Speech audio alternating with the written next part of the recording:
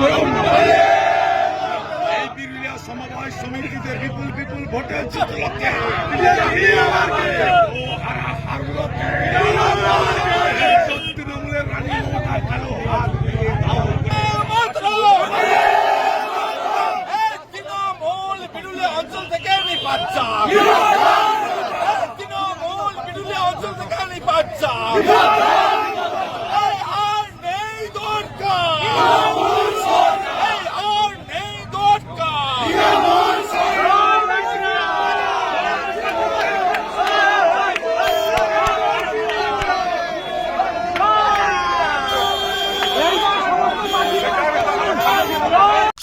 BJP দলনেতা শুভেন্দু অধিকারী আবারও প্রমাণ করিয়ে দিলেন কি যে কেন আমাকে পূর্ব মেদিনীপুরের নন্দীগ্রামের ভূমিপুত্র বলা হয়। রিসেন্টলি তৃণমূলের কত অত্যাচার কত দুর্নীতির পরও শুভেন্দু অধিকারী নিজের গড় নন্দীগ্রামে কি সমবায় সমিতির ইলেকশনের রেজাল্ট ছিল, যেটাতে 12টা আসনে জয়লাভ করেছে। জাস্ট আপনারা ভাবুন কি লিখেছেন দেখুন, যে নন্দীগ্রাম বিধানসভার নন্দীগ্রাম 2 নম্বর ব্লকের বিরুলিয়া সমবায় কৃষি উন্নয়ন সমিতি লিয়ের পরিচালক মণ্ডলীর নির্বাচনে 12-0 ফলাফলে চোরেদের মানে বুঝতেই পারছেন তৃণমূল কংগ্রেসদের পরাজিত করে রাষ্ট্রবাদী প্রার্থীরা জয়লাভ করেছে।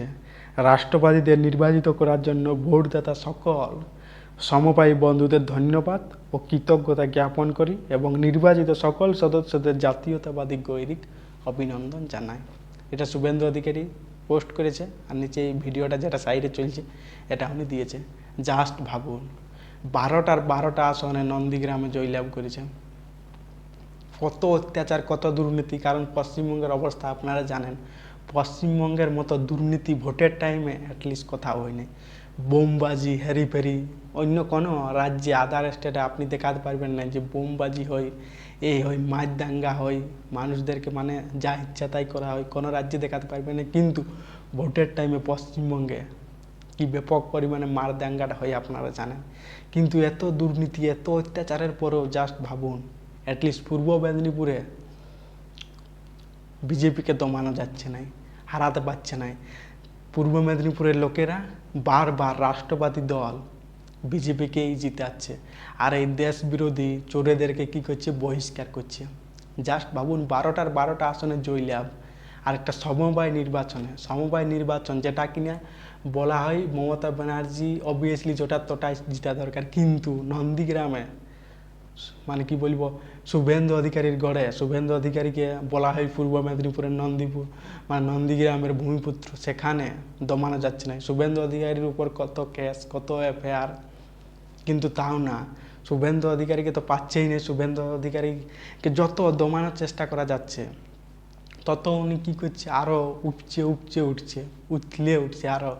তার জন্য কী করা আছে, যখন শুভেন্দু অধিকারীকে দমাতে পারছে না তখন কী করা আছে, তার লেফট হাত রাইট হাত তাদেরকে কী করা হচ্ছে, টাকা দিয়ে একটা ঘুষ দিয়ে কিংবা তাদের উপর অত্যাচার করে কী করা হচ্ছে, তা কোনো রকমে কী করা হচ্ছে, শুভেন্দু অধিকারীকে দুর্বল করা হচ্ছে। কিন্তু যতই কিছু করা হচ্ছে কিন্তু তাও কোথাও না কোথাও এই বিজেপির বিরোধী দলনেতা শুভেন্দু অধিকারীকে দমাতে পারছে না। আর বারবার উনি নিজেকে প্রমাণ করছে যে আমি একটা কত বড় লিডার, মমতা ব্যানার্জির থেকেও লিডার। মমতা ব্যানার্জিকেও তো উনি হারিয়েছেন, বারবার মমতা ব্যানার্জির থেকেও একটা বড় লিডার হিসেবে নিজেকে প্রমাণ করছে।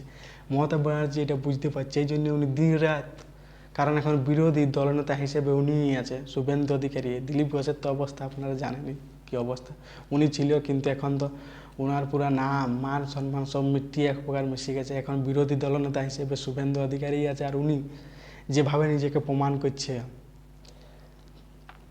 আর সফল হচ্ছে, যার জিতা জাগতা এক্সাম্পল আপনারা দেখতেই পাচ্ছেন। ওনার কোথাও না কোথাও সাধারণ মানুষ নিজেদের কানে লিখছে, বুঝছে, ঠিক ভুলটা বুঝতে পারছে। তারা বুঝতে পারছে যে এই চোর দুর্নীতিবাজ অপদার্থ যে পশ্চিমবঙ্গের উন্নতি চাই না, কী চাই, নিজের পরিবারে শুধু পেট ভরাতে চাই আর পশ্চিমবঙ্গটাকে লুটিয়ে পুটিয়ে একটা কাঙ্গাল রাজ্যে পরিণত করতে চাই।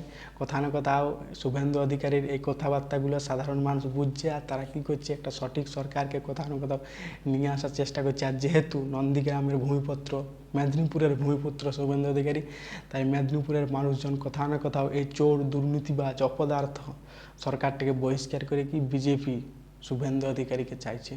তার এক্সাম্পল আপনারা, প্রুফ আপনারা দেখতেই পাচ্ছেন। এত দুর্নীতি, এত অত্যাচারের পরেও, তৃণমূলের কত অত্যাচার, তারপরেও বারবার কোথাও না কোথাও বিজেপি জিতছে। এটাই প্রমাণ করছে যে এখন পশ্চিমবঙ্গের অ্যাটলিস্ট বাংলার সাধারণ মানুষ বুঝে গেছে, তারা এখন পশ্চিমবঙ্গে উন্নতি চায়, পশ্চিমবঙ্গের ডেভেলপ চায়। তারা চায় না যে পশ্চিমবঙ্গের রাস্তাঘাট মানে একদম কি বলবো, নদীর বানের পাড়া হয়ে থাকুক। তারা চায় নাই, তারা চায় এখন পশ্চিমবঙ্গের উন্নতি, তারা চায় পশ্চিমবঙ্গের শিল্প।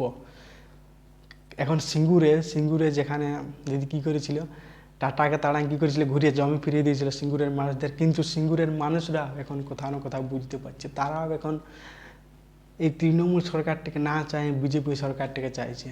কারণ কি, তারা শিল্প চাইছে, তারা চাইছে যে আমাদের পশ্চিমবঙ্গের মানুষরা বাইরের রাজ্যে গিয়ে না কাজ করুক, তারা যেমন পশ্চিমবঙ্গে রোজগার পায়। এখন তো আপনারা কলেজের অবস্থা দেখতে পাচ্ছেন, কত দিন ডিলে হয়ে গেল কলেজের ভর্তির।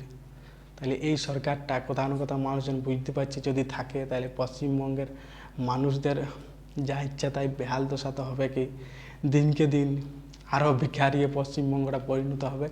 আর এনারা তো নিজেরা তো লুটছে পুটছে, ফ্রি দিয়ে দিচ্ছে, টাকা কবু গাছে ধরে না, এটা ভাবে রাখবে সরকার। আমার আপনাদের ট্যাক্সের টাকাটাই ফিরিয়ে আপনাদের বিলিয়ে দিচ্ছে, মানুষজন নিয়ে নিচ্ছে।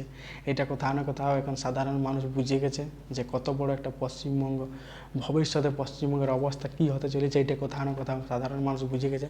তার এক্সাম্পল আপনারা দেখতেই পাচ্ছেন। তাই শুভেন্দু অধিকারী, বিজেপি নেতারা যেভাবে একটা আন্দোলন তৈরি করেছে, এটা সাধারণ মানুষরা কোথাও না কোথাও মনে হচ্ছে বুঝতে পারছে। তার জন্য এত অত্যাচারের পরেও জাস্ট ভাবুন, 12টা আসনে জয়লাভ করেছে।